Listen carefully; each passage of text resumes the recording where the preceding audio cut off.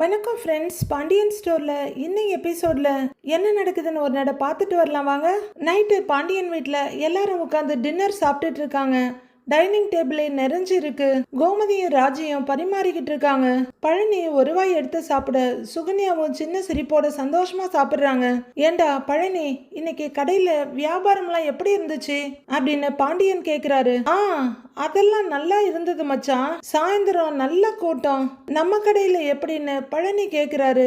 இலை, நம்ம கடையில வியாபாரம் என்னைக்குடா குறைச்சலா இருந்துச்சு அப்படின்னு பாண்டியன் சொல்ல, அது சரி அப்படின்னு தலையாட்டிட்டு சாப்பிட ஆரம்பிக்கிறாரு பழனி. சுகன்யா ஏதோ போட்டோவுக்கு போஸ் கொடுக்கிற மாதிரி அப்படியே சிரிப்போடு உட்கார்ந்துருக்காங்க. மாமா கடைக்கும் நான் தான் கணக்கு பாக்குறேன்ப்பா அப்படின்னு அரசி சொல்ல, அப்படியா, பாரு பாருங்கிறாரு அவரு. எல்லாரும் சாப்பிட்டுட்டு இருக்க, ஏம்மா வரும்போது மருந்து மாத்திரை எல்லாம் எடுத்துக்கிட்டு தானே வந்த அப்படின்னு கோமதி கேட்க, ஆமா அத்தாச்சி, எல்லாத்தையும் எடுத்துக்கிட்டு வந்துட்டேன்றாங்க சுகன்யா. ஆமா, அடுத்த செக்கப்புக்கு எப்போ போகணும்னு சொல்லு, நானே கூட்டிகிட்டு போறேன்றாங்க கோமதி. சரிங்க அத்தாச்சி அப்படின்னு தலையாட்டிட்டு சுகன்யா சாப்பிட்டுட்டு இருக்காங்க. மாமா கொஞ்சம் குழம்புன்னு சரவணன் கிட்ட கேட்க, இல்ல வேண்டாம்ப்பா ராஜிங்கிறாரு அவரு. ராஜி எனக்கு ஊத்துன்னு கதிர் கேட்டு வாங்கிக்கிறாரு. போதும் போதும் அப்படின்னு ராஜி ஒரு கரண்டி ஊத்துன உடனே நிறுத்திக்கிறாரு. அடுத்து செந்தில் எப்படி கேக்குறதுன்னு ராஜிய பாக்குறாரு.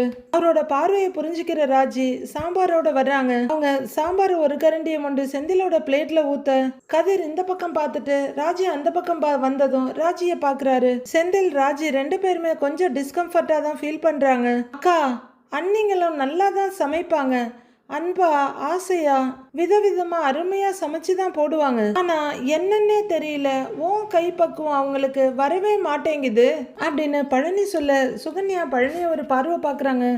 சுகன்யா சிரிப்போட திரும்பி சாப்பிட ஆரம்பிக்கிறாங்க. ஏன் மாம்சு அப்படின்னு செந்தில் கூப்பிட அப்படின்னு நிமிந்து பார்க்குறாரு. அந்த வீட்டில் இருக்கும்போது இந்த டைலாக் அப்படியே மாற்றி தானே சொல்லுவீங்க. உங்கள் அளவுக்கு எங்கள் அக்காவுக்கு சமைக்க வராதுன்னு அப்படி தானே சொல்லுவீங்க அப்படின்னு செந்தில் கேட்க, கோமதி ஏண்டா நீ வேறன்னு சிரிக்கிறாங்க. டேய் என்னப்பா நீங்கிறாரு பழனி. இல்லை அங்கேயுமே அக்கா புராணம் தான் அப்படின்னு சுகன்யா சொல்ல கோமதிக்கு பெருமையாகவும் சந்தோஷமாவும் இருக்கு. கேட்டுக்கோ, கேட்டுச்சுல்ல, எங்க அக்கா சமையலுக்கும் கை பக்குவத்துக்கும் ஈடு இணையே கிடையாது அப்படிங்கிறாரு பழனி. என்னைக்குமே உங்க அக்கா நல்லா தான் சமையல் பண்ணுவாங்க அப்படின்னு செந்தில் சொல்ல, அப்படிங்கிறாரு பழனி. ஆனா இன்னைக்கு என்ன ஆச்சுன்னு தெரியல, குழம்புல கொஞ்சம் காரம் கூடி போய் கிடக்குன்றாரு செந்தில். பாண்டியன் அப்படியே சுருக்குன்னு நிமிந்து பாக்குறாரு. அப்படியா அப்படின்னு பழனி அடுத்த வாய் சாப்பிட போறாரு. என்னடா காரம் அதிகமாவா இருக்கு அப்படின்னு கோமதி கேட்க, மீனா ஒரு வாய் எடுத்து மென்னுக்கிட்டே, எனக்கு கரெக்டா தான் இருக்குன்றாங்க, எனக்குமே கரெக்டா தான் இருக்குன்றாரு கதிர். கரெக்டா தான் இருக்கு மாப்பிள்ளன்னு பழனிய சொல்றாரு. அப்ப எனக்கு தான் அப்படி தோணுது போல இருக்குன்றாரு செந்தில். பாண்டியன் ஓர பார்வை பார்த்துட்டு தோணும்டாங்கிறாரு. செந்திலுக்கு ஒரு மாதிரி சுருக்குன்னு இருக்கு, தோணும் அப்படின்னு அவரு மறுபடியும் சொல்ல மீனாவும் சுளீர்னு சவுக்கடிப்பட்ட மாதிரி நிமிந்து பாக்குறாங்க. ஏன் தோணாது, வேலை வெட்டி இல்லாம சும்மாவே உட்கார்ந்துகிட்டு இருந்தா இந்த மாதிரி கண்டதெல்லாம் யோசிக்க தோணும் அப்படின்னு பாண்டியன் சொல்ல மீனாவுக்கும் செந்திலுக்கும் ரொம்பவே ஒரு மாதிரி ஆயிடுது. என்னங்க அப்படின்னு கோமதி கூப்பிட, அப்பா சாப்பிடுங்கப்பான்றாரு சரவணன். பாண்டியனாவது வாயை மூடுறதாவது, இலை நான் சாப்பிட்றது இருக்கட்டும்டா, அவனை கவனிச்சு பார்த்துக்கிட்டு தானேடா இருக்கிற நீ, இன்னும் அரசு அதிகாரிங்கிற தோரணை குறையாம இருக்கானே அப்படின்னு பாண்டியன் சொல்ல சங்கடத்தோட தம்பியை பாக்குறாரு சரவணன். செந்திலும் மீனாவும் அப்படியே அதிர்ச்சியோட உட்கார்ந்து இருக்காங்க. கோமதி, இன்னைக்கு வணிகர் சங்க மீட்டிங்ல என்ன நடந்ததுன்னு தெரியுமா? இன்னைக்கு சங்கத்துக்கு வந்த ஒரு ஆள் கூட சங்கத்து விஷயமா பேசவே இல்லை. வந்தவங்க பூரா நம்ம குடும்ப விஷயத்தை பத்தி தான் பேசிட்டு இருந்தாங்க.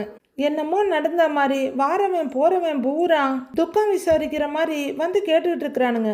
ஏன் பாண்டியா, லஞ்சம் வாங்கி வேலை போனது ஓமவனுக்கு தானாமே இதா அப்படின்னு போட்டோ வீடியோவோட ஆதாரத்தோட காட்டி கேட்டுறானுங்க அப்படின்னு பாண்டியன் சொல்ல யாருமே சாப்பிடாம அப்படியே உட்கார்ந்துருக்காங்க.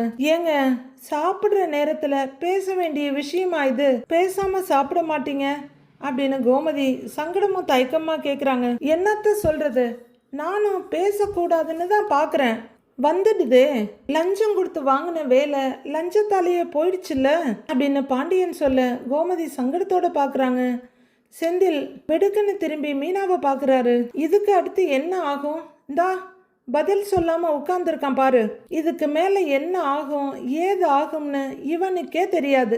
எதை பத்தியும் கவலைப்படாம இவன் பாட்டுக்கு ஜாலியா உட்கார்ந்து சாப்பிட்டுட்டு இருக்கிறான் அப்படின்னு பாண்டியன் சொல்ல, செந்திலுக்கும் மீனாவுக்கும் ரொம்ப அவமானமா இருக்கு, அதிர்ச்சியாவும் இருக்கு. பழனியும் சங்கடத்தோட நிமிர்ந்து பாக்குறாரு. சூப்பர் முடிவு எடுத்தீங்க பழனி.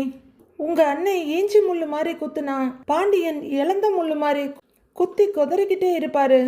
எல்லாருமே திகைப்போட பார்த்துக்கிட்டு இருக்க. சாப்பிட்டுட்டு அவன் பாட்டுக்கு போனா கூட பரவாயில்ல, இப்படி உப்பு இல்லை உரப்பு இல்லைன்னு அதுல 1000 குறை வேற சொல்லிட்டு இருக்கிறான் அப்படின்னு பாண்டியன் சொல்ல, செந்தில் கஷ்டப்பட்டு உட்கார்ந்துருக்காரு.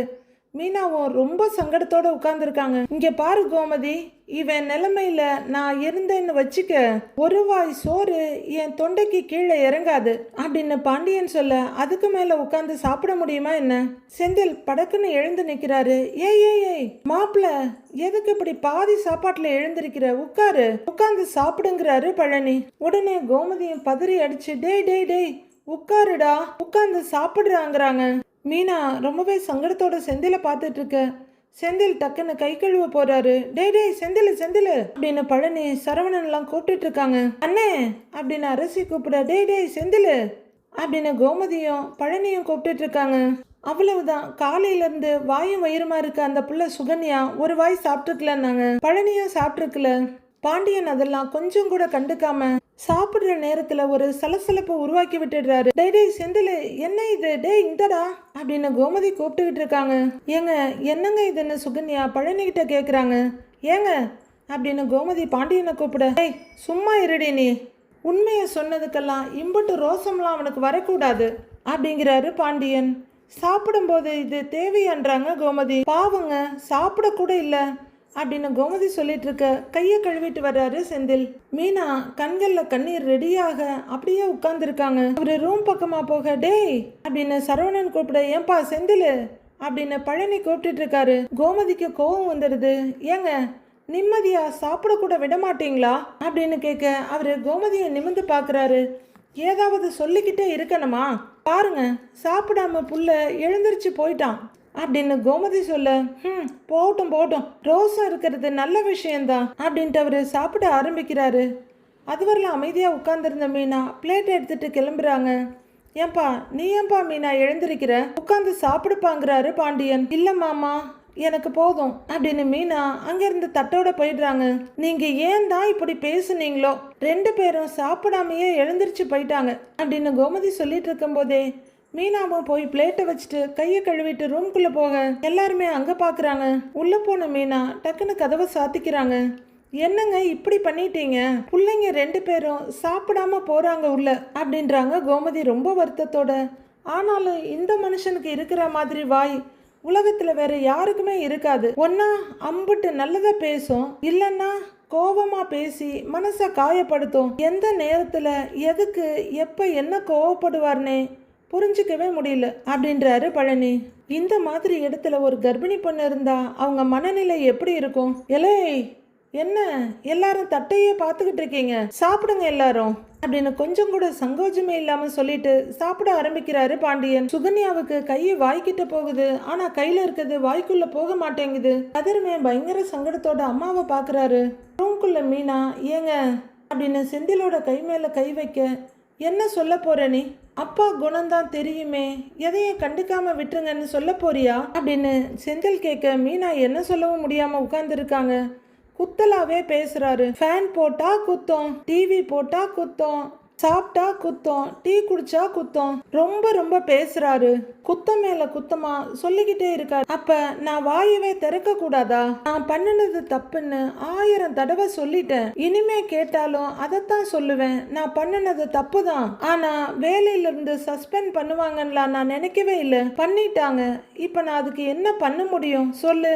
டெய்லி அதை நினைச்சு நினைச்சு உட்கார்ந்து அழுதுட்டு இருக்க முடியுமா? அதை தான் அவர் நினைச்சுக்கிட்டு இருக்காரா? சரி, எனக்கு இல்லாத வருத்தம் அப்படி என்னவா அவருக்கு? ஒரு நிமிஷம் கூட சும்மாவே இருக்க மாட்டேங்கிறாரு, ஏதாவது சொல்லிக்கிட்டே இருக்காரு அப்படின்னு செந்தில் சங்கடத்தோட சொல்றாரு. நீங்க வருத்தப்படாதீங்க, எல்லாமே கொஞ்ச நாளைக்கு தான், அப்புறம் கண்டிப்பா உங்களுக்கு வேலை கிடைச்சிருங்க, மாமாவும் சரியாயிடுவாரு. இந்த மாதிரி உங்ககிட்ட பேசுறது கம்ப்ளைண்ட் பண்றது இதெல்லாம் நிறுத்திடுவாரு அப்படின்னு மீனா சொல்ல, கறந்த பால் மடி திரும்பாதுங்கிற மாதிரி வாயிலிருந்து வந்த வார்த்தையும் ஒரு நாளும் திருப்பி வாங்க முடியாது. அதை மீனாவும் புரிஞ்சுக்கணும். அப்ப அது வரைக்கும் அவர் சொல்றதெல்லாம் நான் கேட்டுக்கிட்டே இருக்கணும், அப்படித்தானே அப்படின்னு செந்தில் கேட்க பாவம் மீனா என்ன சொல்லுவாங்க? ஒருவேளை எனக்கு வேலை கிடைக்கலன்னு வச்சுக்கோயேன். என்ன முயற்சி பண்ணியுமே எனக்கு வேலை கிடைக்கல. அப்ப அவர் என்ன பண்ணுவாரு? ஆயுசுக்கும் என்கிட்ட இப்படியே தான் நடந்துகிட்டு இருப்பாரா என்ன? வார்த்தையால சொல்லி சொல்லி என்ன கொல்லுவாரா அப்படின்னு செந்தில் கேட்க மீனா பரிதாபமா பாக்குறாங்க.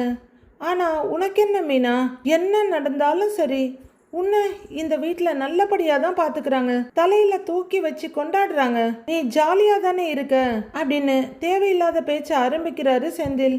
இப்ப என்ன மாமா என்னையும் சேர்த்து திட்டணும்னு சொல்றீங்களா அப்படின்னு மீனா கேக்குறாங்க. ஏய், நான் உன் புருஷன் தானே, உன் கண்ணு முன்னாடி வச்சுதானே அப்பா என்னை அந்த திட்டினாரு, பார்த்துக்கிட்டு சும்மாவே இருக்கிற, ஒரு வார்த்தை கூட பேச மாட்டேங்கிற, சும்மாவே இருக்க அப்படின்னு செந்தில் கேட்குறாரு.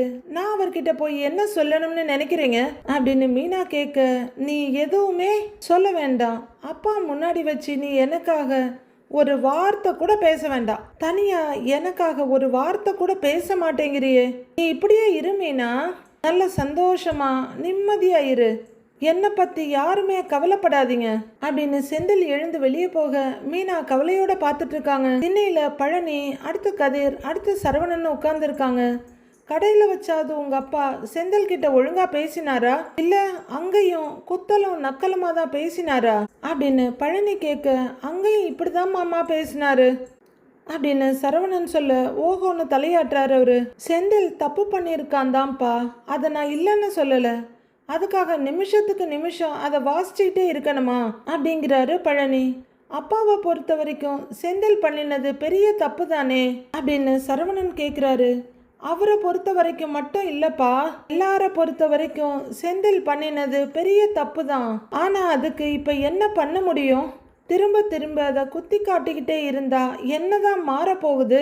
ஏன் தான் மச்சான் இப்படி இருக்காரோ அப்படின்னு பழனி சொல்லிட்டு இருக்க ரூம்குள்ள இருந்து வெளியே வந்த செந்தில் கரெக்டா திண்ணைக்கிட்ட வர்றாரு. வந்தவர் இவங்க உட்கார்ந்து இருக்கிறத பார்த்துட்டு அப்படியே நின்னுட 3 பேரும் அவரையே பாக்குறாங்க.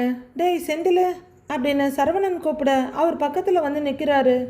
என்னடா வருத்தமா இருக்கியா அப்படின்னு சரவணன் கேட்க, இல்லைன்னு ரொம்ப சந்தோஷமா இருக்கேன், தலையிலிருந்து பாதம் வரைக்கும் ஐஸ் கட்டியை வச்ச மாதிரி அப்படியே குழு குழுன்னு இருக்குது அப்படின்னு செந்தில் சொல்ல, என்னடா இப்படி பேசுறேங்கிற மாதிரி சரவணனும் பழனியும் பார்க்க கதிர் எங்கேயோ பார்த்துக்கிட்டு உட்கார்ந்துருக்காரு. டேய் அப்பா குணம்தான் உனக்கு தெரியுமில்ல அப்படின்னு சரவணன் கேட்க, ஏன்னு எல்லாரும் இதே டைலாக்கே சொல்றீங்க, கேட்கறதுக்கே எரிச்சலா இருக்குது, அவரு குணம் இதுதான் அட்ஜஸ்ட் பண்ணிக்கன்னு எனக்கு சொல்றத விட்டுட்டு அவர் பண்றதும் தப்புன்னு யாராவது சொல்றீங்களா அப்படின்னு செந்தில் கேட்க, அது எப்படி முடியும்னு பழனி மனசுக்குள்ள சொல்லிக்கிறாரு. பழனியும் உணர்ச்சி வசப்பட்ட அவரோட சுதந்திரத்தை கொண்டு வந்து புதைச்சிட்டாரு இங்க. அநியாயம் பண்ணிட்டு திரியிறாரு அவரு அப்படின்னு செந்தில் சொல்ல, சரிப்பா சரி நீ விடேன்பா விடுங்கிறாரு பழனி. இப்ப நான் என்ன பண்ணனா அவரு சந்தோஷமா இருப்பாராமா அப்படின்னு செந்தில் கேட்க, நீ ஒன்னும் பண்ண வேணாம்ப்பா, அவர் பேசுறத நீ கண்டுக்காம இருந்தினாவே போதும் அப்படின்னு பழனி சொல்ல, அதுக்கெல்லாம் வாய்ப்பே இல்லைங்கிறாரு செந்தில். 24 மணி நேரமும் என்ன பத்தி தானே பேசிக்கிட்டு இருக்காரு அப்படின்னு செந்தில் சொல்ல, கதிர் இந்த பக்கம் அந்த பக்கம் பார்த்துட்டு அமைதியா உட்கார்ந்து இருக்காரு. நீ ஏன்டா அமைதியா இருக்கிற, நீயும் ஏதாவது கருத்து சொல்ல வேண்டியதானேன்னு கதிரை வம்பு கிழக்கிறாரு செந்தில். அவரு ஒரு பெருமூச்சை விட்டுட்டு அப்படியே அமைதியா உட்கார்ந்துக்க, ஓஹோ நீ என் மேல கோவமா இருக்கல்லடா அப்படின்னு செந்தில் கேக்குறாரு. அண்ணே எனக்கு உன் மேல என்னென்ன கோவம் சொல்லு, வருத்தம் தாங்கிறாரு கதிர். அப்பா கிட்ட வாங்கின பணத்தை கொடுக்க கூடாதுன்னுலாம் இல்லைன்னு அப்படின்னு கதிர் சொல்ல, இல்லடா அது வந்துன்னு சங்கடமா ஆரம்பிக்கிறாரு செந்தில். இல்லைண்ணே இருண்ணே முடிச்சிடுறேன் அப்படிங்கிற கதிர். அப்பா சொன்ன டயத்துக்குள்ள நீ கொடுத்தா மாதிரி நானும் கொடுக்கணும்னு தான் நினைச்சேன், ஆனா சிச்சுவேஷன் என்னால முடியல. 10 லட்சம் ரூபாய் எனக்கு கொஞ்சம் பெருசு தானே, என் செலவெல்லாம் குறைச்சிக்கிட்டு நான் அப்பாவுக்கு கொடுக்க வேண்டிய பணத்தை இன்னும் சேர்த்துக்கிட்டு தான் இருக்கேன், சீக்கிரமா கொடுத்துருவேன் அப்படின்னு கதிர் சொல்ல, டேய் கதிர் அப்படின்னு செந்தில் மறுபடியும் ஏதோ பேச வர்றாரு. அண்ணே நான் கண்டிப்பா கொடுத்துருவேன்னு, கொடுக்காமல்லாம் இருக்க மாட்டேன் அப்படின்னு கதிர் புறப்படுற அழுகைய கஷ்டப்பட்டு கண்ட்ரோல் பண்ணிட்டு சொல்றாரு. டேய் கதிர், நீ பணத்தை திருப்பி கொடுக்காததெல்லாம் எனக்கு ஒரு விஷயமே இல்லடா, சொல்ல போனா பிசினஸ் தொடங்கிறதுக்கு அப்பா பிள்ளைகளுக்கு கொடுத்த பணத்தை திரும்ப கேட்கவே கூடாதுடா. அவரு கேட்டதுதான் தப்பே தவிர நீ கொடுக்காம இருந்ததெல்லாம் தப்பே இல்லடா அப்படிங்கிறாரு செந்தில். இல்லன்னே, என்ன இருந்தாலும் நான் கொடுக்காம இருக்கிறது தப்புதாங்கிறாரு கதிர். டேய் இருடா, நீ பேசுனதை நான் கேட்டேன்ல, இப்ப நான் பேசுறேன், நீ அமைதியா கேளுங்கிறாரு செந்தில். அப்படின்னு கதிர் தலையாட்டிட்டு அவரே பார்க்க, இங்க பாருடா கதிர், நீ பணம் கொடுக்காதத சொல்லி காட்டணுங்கிற நோக்கமே எனக்கு கிடையாது. எப்ப பார்த்தாலும் அப்பா என்னையவே குத்தம் சொல்லிக்கிட்டு இருக்காருடா. அந்த கோவத்துல தான்டா நான் என்னவெல்லாமோ பேசிட்டேன். எனக்கு உன் மேல எந்த கோவமோ எந்த வருத்தமும் இல்லடா. என் கோவம் ஃபுல்லாவே அப்பா மேலதான் அப்படின்னு செந்தில் சொல்ல, கதிர் சரின்ற மாதிரி தலையாட்டுறாரு. என்ன பண்றதுன்னு பழனி இந்த பக்கம் பார்க்க, அவர் மேல இருந்த கோவத்துல கடுப்புல என்ன பேசுறதுன்னே தெரியாம நீயும் ராஜியும் வருத்தப்படுற மாதிரி பேசிட்டேன், என்ன மன்னிச்சிடுறா கதிருங்கிறாரு செந்தில். அண்ணே என்னன்னு மன்னிப்புன்னு பெரிய வார்த்தையெல்லாம் பேசுற அப்படின்னு கதிர் சொல்ல, இல்லடா நான் அப்படி பேசி இருக்க கூடாதுடா, தப்பு என்னோட இதுதான் அப்படின்றாரு செந்தில். அண்ணே பரவாயில்ல விடுனே அப்படின்னு கதிர் சொல்ல, டேய் அப்பா பண்றதெல்லாம் நீ பார்த்துக்கிட்டு தானேடா இருக்க, என்னை அப்படி கோவப்படுத்துறாரா, வெறி ஏத்துறாரா, வார்த்தையாலேயே குத்தி கிழிக்கிறாரு அப்படின்னு செந்தில் ரொம்பவே சங்கடமா கோவமா சொல்ல, யாருக்கும் என்ன பதில் சொல்றதுன்னே தெரியாம உட்கார்ந்துருக்காங்க. அவர் மேல இருக்க கோவத்துல தான் என்ன பண்றதுன்னு தெரியாம தான் எதையோ யோசிச்சு உன்னை பத்தி வார்த்தையை விட்டுட்டேன்டா, சாரிடா கதிர் அப்படின்னு செந்தில் சொல்ல, கீழே இறங்குற கதிர், என்னன்னே நீ இதுக்கெல்லாம் போய் சாரி சொல்லிட்டு இருக்கிற, விடுன்னு பார்த்துக்கலாங்கிறாரு கதிர். செந்தில் ஒருட்டு முன்னாடி வந்து தம்பியை ஹக் பண்ணிக்க, அவரும் அண்ணனை ஹக் பண்ணிக்கிறாரு. மற்ற 2 பேரும் திண்ணையிலிருந்து கீழே குதிச்சு 4 பேரும் தோல் மேல கையை போட்டுட்டு நிக்கிறாங்க அமைதியா. சில நேரம் வார்த்தைகள் கொடுக்காத அமைதிய அருகாமை கொடுத்துரும். பாண்டியன் ரூம்குள்ள வந்து பாய எடுக்கிறாரு. ரூம்குள்ள வர்ற கோமதி, என்னங்க தூங்க போறீங்களான்னு கேக்குறாங்க. இல்ல சினிமாவுக்கு போலான்னு கிளம்பிட்டு இருக்கிறேன். என்னடி ஆச்சு உனக்கு, பாய விரிச்சிட்டு இருக்கிறேன், தூங்க போறீங்களான்னு கேக்குறவ அப்படின்னு பாண்டியன் சொல்ல, எதுக்குங்க உங்களுக்கு இந்த வேண்டாத வேலைன்றாங்க கோமதி. ஏய் தூங்க போறதெல்லாம் வேண்டாத வேலையா அப்படின்னு பாண்டியன் கேட்க உச்சி கொட்டுறாங்க கோமதி. ஏண்டி ராத்திரி நல்லா தூங்குனா தானே காலையில கடைக்கு எழுந்திரிச்சு போய் நல்லபடியா வேலை பார்க்க முடியும் அப்படின்னு பாண்டியன் சொல்ல, கடுப்பாகிற கோமதி, ஏங்க தூங்குறத பத்தி சொல்லலைங்க, எதுக்கு சாப்பிடும்போது செந்தில் கிட்ட அப்படி பேசுனீங்க அப்படின்னு கோமதி கொஞ்சம் கோவமா கேட்க, எப்படி பேசுனா அப்படின்னு நக்கலா கேட்குறாரு அவரு. அவன் மனசு வருத்தப்படுற மாதிரி பேசுனீங்களே அப்படின்னு கோமதி கேட்குறாங்க.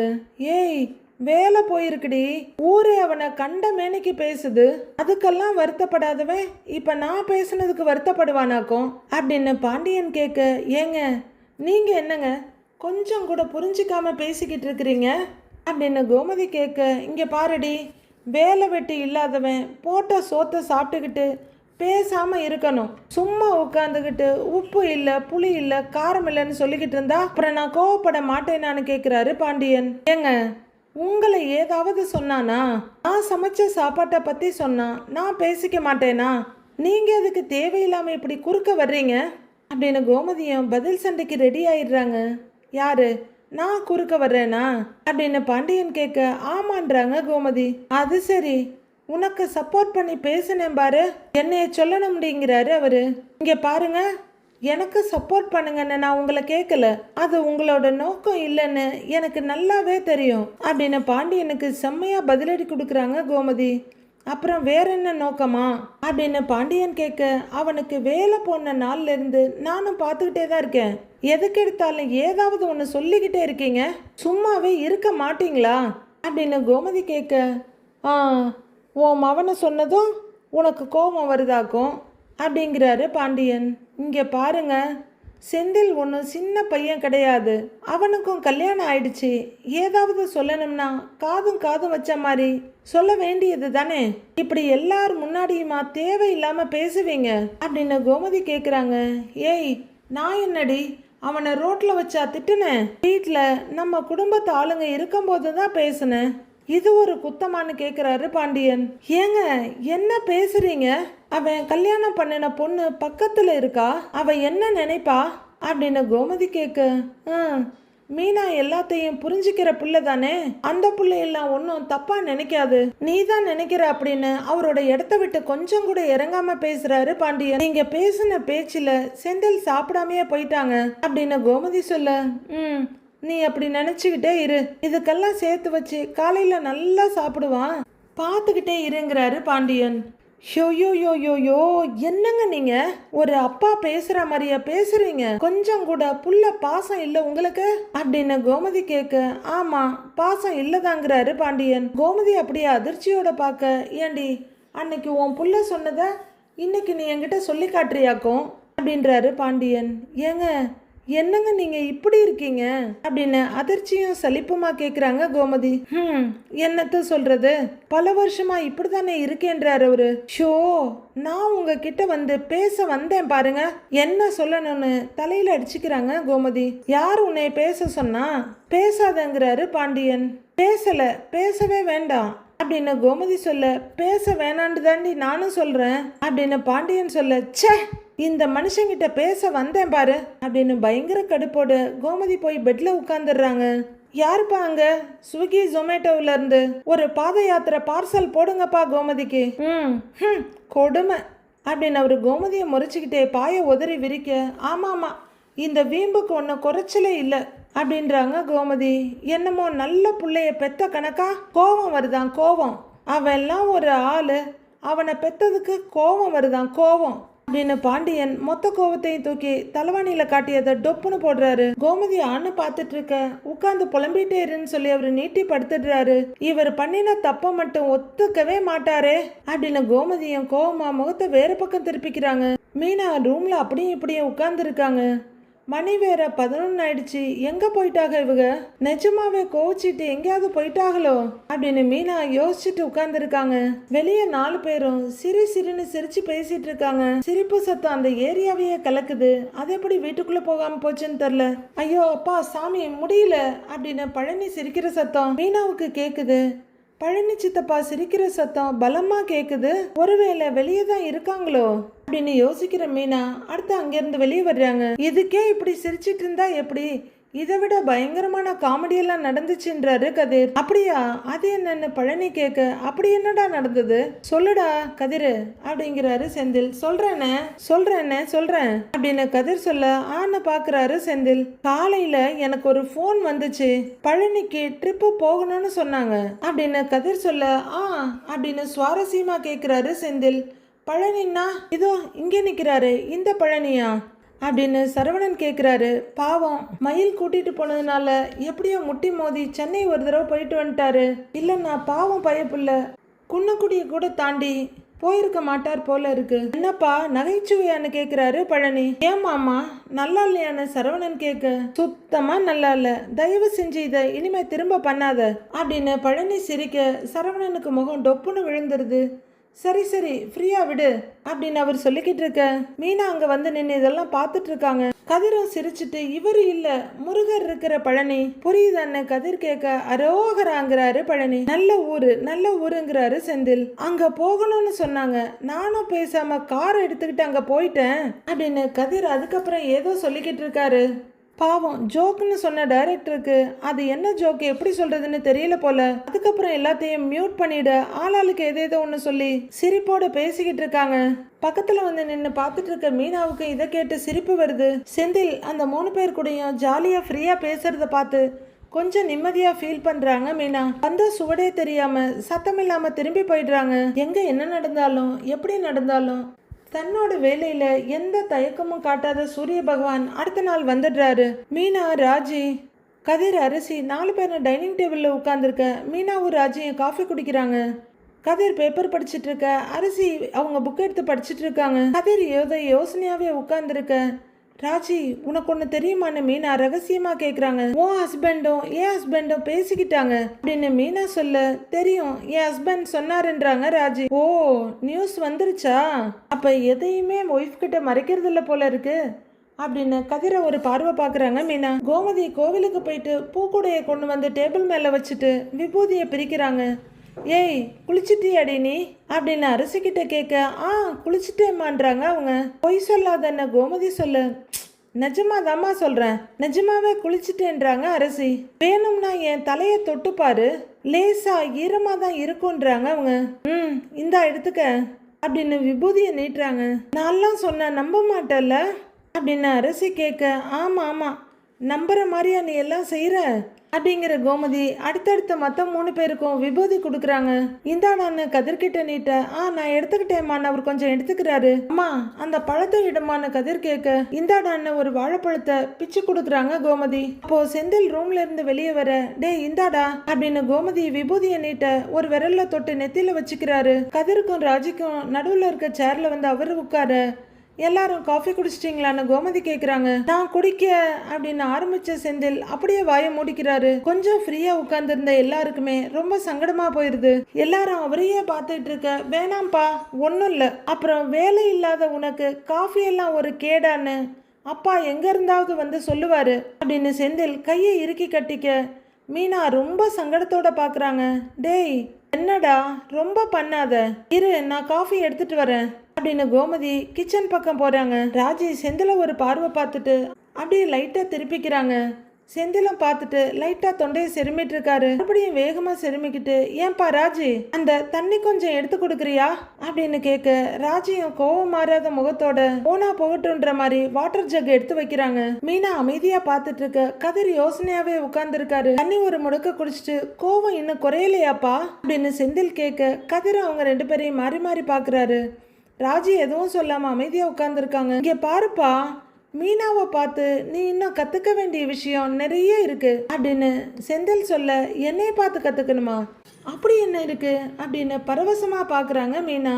என்ன சொல்ல போறாருன்னு எல்லாரும் ஆர்வமா பார்த்துட்டு இருக்கு. இங்க பாருப்பா, என்ன யார் என்ன சொன்னாலும் அவ கண்டுக்கவே மாட்டா, அம்மன் ஜல்லிக்கு பிரயோஜனம் இல்லாத மாதிரியே இருப்பா. அதே மாதிரியே கதிரை யாராவது ஏதாவது சொன்னா நீயும் கண்டுக்காம இருக்க வேண்டியதானேப்பா அப்படின்னு செந்தில் கேட்க, ராஜி என்ன சொல்ல போறாங்கன்னு கதிர் பார்த்துட்டு இருக்க. ராஜி வாயை திறந்தா தானே நீ அடுத்தது ஏதாவது சொல்லுவ, நான் இப்படியே உட்கார்ந்துருக்கேன்னு உட்கார்ந்துருக்காங்க. மீனாவுக்கு டென்ஷன் ஆகிடுது. அவங்க எதையோ எதிர்பார்க்க எதுவோ கிடைக்குது. இங்க பாருங்க, காலங்காத்தாலே என்னை வம்புக்கு இழுத்தீங்க, உங்களுக்கு அம்புட்டு தான் சொல்லிட்டேன்னு விரல நீட்டி மிரட்டுறாங்க. வம்புக்கெல்லாம் இழுக்கல, உண்மையை தானே சொல்றேன் அப்படின்னு செந்தில் அவருக்கு அடுத்த 7.5 உருவாக்கிக்கிறாரு. சொந்த கையால சுனிய வச்சுக்க வேண்டாம், வாயை வச்சுக்கிட்டு வண்டி வண்டியா பிரச்சனை இழுக்க அவர் ரெடியா இருக்காரு. மீனா எடுத்து சாத்திர கடுப்போடு அவரை பார்த்துக்கிட்டு இருக்காங்க. அடுத்து என்ன நடக்க போகுதுன்னு வர எபிசோட்ல பார்க்கலாம் ஃப்ரெண்ட்ஸ்.